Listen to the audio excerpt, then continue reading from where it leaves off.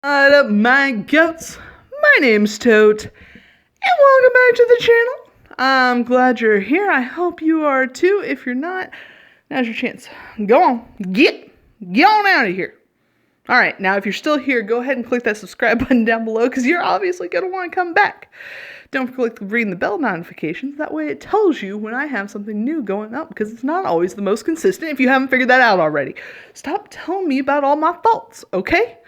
So, here's the deal. I've tried recording this multiple times, and it just doesn't seem to work out. As you probably know, might not know, I recently started somewhat, sort of, kind of, ish, playing Dungeons and Dragons. Okay? Now, when I say I started playing, that's not entirely true. I started DMing, which is like leading people through Dungeons and Dragons, which is basically the blind lead the blind, which isn't a problem if you're into that sort of thing. But, so, it's a lot of fun, and I'm really enjoying it. And if you think about it, you basically create this entire world, or you use a pre-made story where the world's sort of, well, the world's created for you, but maybe like certain things and aspects you gotta elaborate on a little bit because it doesn't give you all the details. But you have this world, and then you have the scenario that happens, and then you put other people in it and you see how they would react. So instead of it being a story that you tell where exactly what you want to happen is what happens, anything's possible. And trust me, they won't do what you think they're going to do. They're going to do something else entirely. So, I'm going to go ahead and try to tell you the story that we've got going. We're four sessions in, 5 sessions if you count session 0, which I don't think I would, because we didn't have it, and then we had to have it later, and it was a whole thing. But anyhow, we're about 4 sessions in, but we're going really slow, so I'm gonna try to do this. I'm gonna keep these videos limited on time frames, so yeah, here we go. The best way I figured out how to do it is I'm gonna tell it to you like a bedtime story.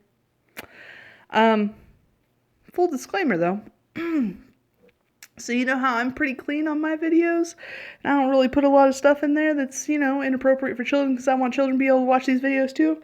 The people that I play with aren't necessarily super into being appropriate for children, so I'm gonna clean it up a little bit.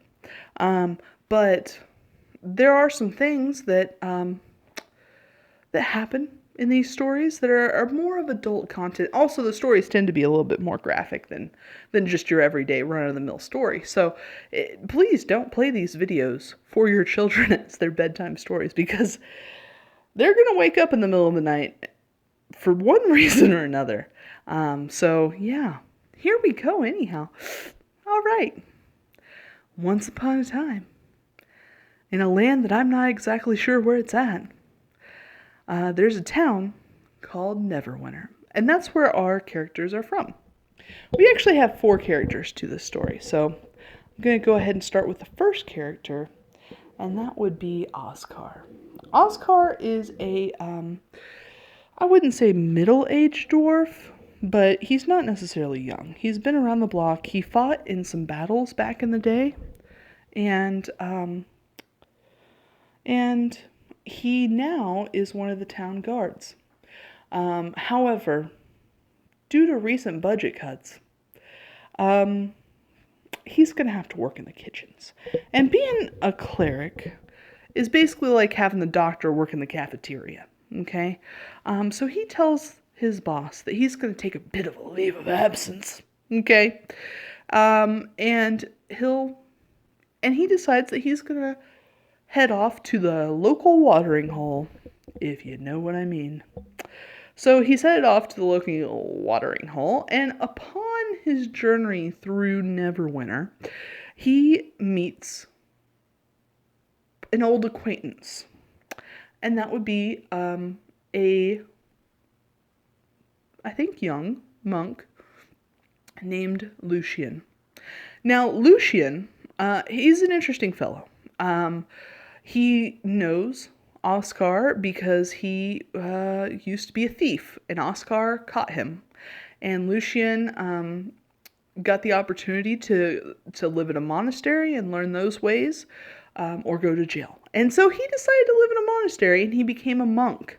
Unfortunately, recently his monastery just burnt to the ground, and so he's back at Neverwinter, and he has dabbled in the delights of the local watering hole a bit too much, and he's what we would like to refer to as day drunk, okay?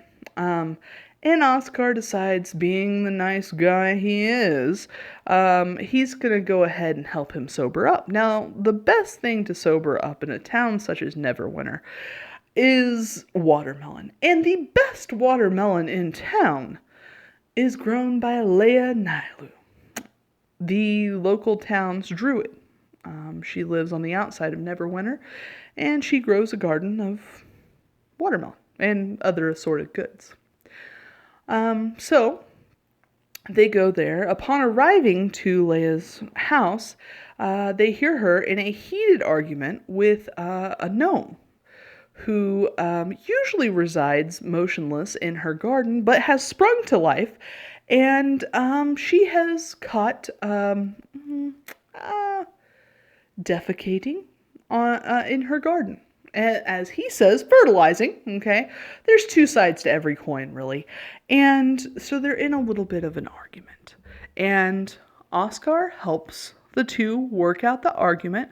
They actually become kind of friends. Leia realizes how much the gnome looks up to her, and really the only human person that gnome has ever seen is Leia. And so Leia is getting ready to head off into town, and the gnome would like to go, and Oscar and Lucian all decide to head off that way too, and so off they go, and they go into Neverwinter, and just upon arriving into Neverwinter, not Netherwinters, that's a whole nother thing, they meet a man and a warrior. A dwarf, okay? Just because he's a dwarf, don't make him no man. Doesn't make him not a man. Anyhow, Gundren Rockseeker. Now, he is one of the Rockseeker brothers, and he's very excited. He's so excited. He's got something big that he's found or something like that. Probably a whole bunch of gold. You know how dwarves are. But he is headed to Phandalin, which Phandalin used to be a town. It's kind of like in ruins now. Oscar is kind of familiar about it, but he's headed to Phandalin, and he needs to get some supplies there, but he doesn't have time to get the supplies himself, and he would like the group to, he actually is asking Oscar to bring his supplies to him, and he says that he'll pay each of the group some gold to take the supplies into Phandalin here in a couple days once they get gathered. And so Gundren and Sildar, the warrior, they ride off on their horses, and they're headed to Phandalin. And so a couple days later, the crew kind of gathers around, and ragtag bunch that they are, Leia has some supplies that she needs to get into Phandalin as well. And being that the Tybor Trail is kind of known for raiders, she asks if she can tag along. And of course, the gnome has never been on an adventure before, and so he tags along as well.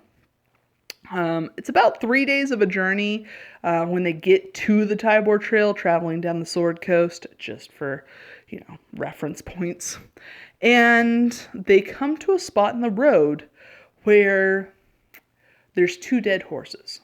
And the gnome had asked if he could drive the cart of oxen that they have with them. And of course they let him, because he's never done it before. It's a gnome driving a cart of oxen. It's funny. So, unfortunately, he can't quite get the oxen stopped, and he runs in to a horde of goblins. And that is where we're going to cut it off for today. Tune in next time and find out what happens with the horde of goblins. But until then, guys, catch you on the flip side.